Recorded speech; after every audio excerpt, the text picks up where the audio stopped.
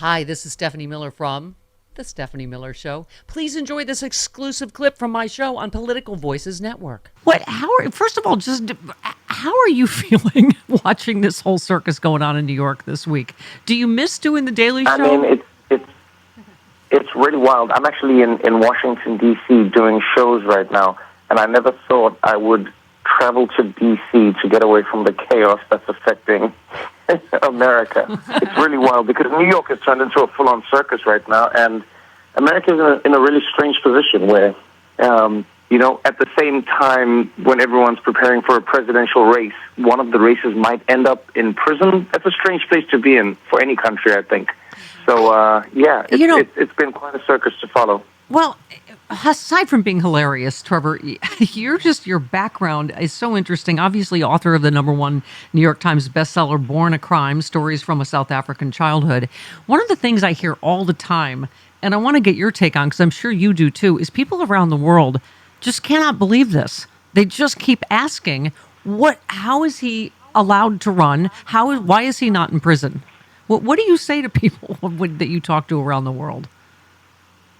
Well, the one thing I'll say is this. I know this is it's going to sound strangely counterintuitive, but in many ways, this is a great example of America working well. Because I don't know many other countries where a former president would be held accountable for anything, So, on the one hand, I see people panicking and saying, like, this is the end of America. And I go like, well, actually, it shows that America is a functioning democracy where, it really is right now showing that nobody is above the law, which is what it's supposed to be. And, how it turns out or how it pans out, nobody knows. But I don't know, in a strange way, you only know that a system is working when you actually put it to the test, right? So how do you know if the elevator brakes work or not until the cable snaps? I guess now we'll find out. I guess, unless he gets away with it all, then. But I mean, he's already been adjudicated a rapist and a business fraud, and he's still, obviously the Republican nominee. I mean, that's why it puts the media in a bind, doesn't it? Because It really does. It really does. Because in many ways, I've always said that, Trump is like a black light on American democracy in that he's exposed many of the parts of America's system that people have for a long time taken for granted or ignored.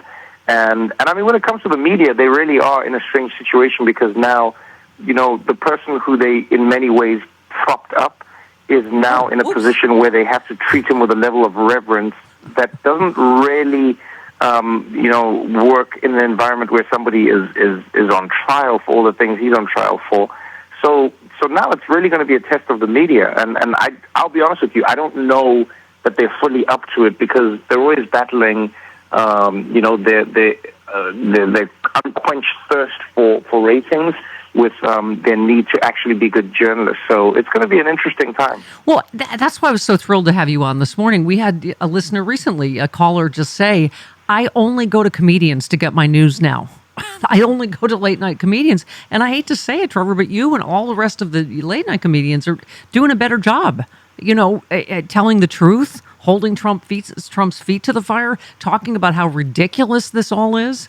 I mean, isn't that that's kind of? Well, I wouldn't be quick to take credit. I don't think as comedians it's that we're like better people or anything. I think it's because we've been hamstrung by the fact that comedy requires truth. Good comedy requires truth, and and what that's meant is, it's a lot of the comedians who are looking at the truth of these situations and commenting on them, and so I think the situation that America's media or the news has been in is that they've created this false idea that being a fair journalist is being a journalist who says the same amount of things about both sides of an equation. And I mean, even that part of it alone is strange. America is one of the few countries where every issue is divided into two sides, when I think there are far more layers and far more spectrums to any political issue than we give it credit for. So I don't think the system is designed for much honesty or much objectivity. But comedy has always been about the truth. It's just about people telling the truth. And if you're not telling the truth, the audience doesn't laugh. So it's a really dangerous and honest space to be in, which is why I think not everyone can do it, and which is why comedians both love and hate it. And I think that's why, it was the joke that not only killed what was heard around the world at the Oscars when Jimmy Kimmel said to Trump, isn't it past your jail time? It's but it blows. That joke, there's so few jokes that make you laugh out loud. That joke was fantastic. I mean, we laughed so hard watching that joke. It was amazing. Well, because, Trevor, here what we're seeing what's happening in the courtroom. And it's like the 8th grade boy in all of us, isn't it? It's like David Pecker. There's Pecker jokes. There's he's farting. Like, it's just, and then, but, I want to get your take on, should they keep putting these microphones outside? Because then he goes outside and just lies and lies and lies, and I don't know how else you cover this, but it just, his lies are hitting the light of day in a courtroom where you cannot just lie.